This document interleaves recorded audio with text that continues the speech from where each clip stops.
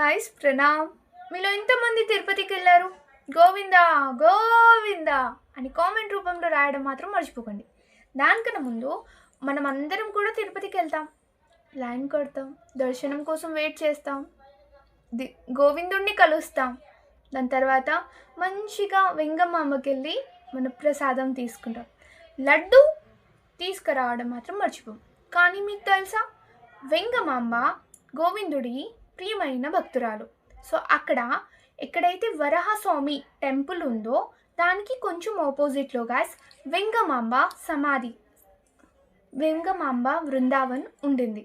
So ఈసారి నుండి తిరుపతికి ప్లానింగ్ చేసేవాళ్ళు ఖచ్చితంగా మన యొక్క వెంగమాంబ బృందావన్కి వెళ్ళి అక్కడ జస్ట్ 2 minutes కూర్చొని మీ యొక్క ప్రార్థనని వెంగమాంబకి సమర్పించి రండి.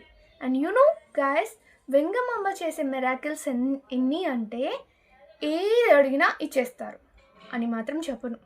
ఇప్పుడు చూడండి, నన్ను కలవడానికి వచ్చారు, మా ఇంటికి మీరు నన్ను కలవడానికి వచ్చారు.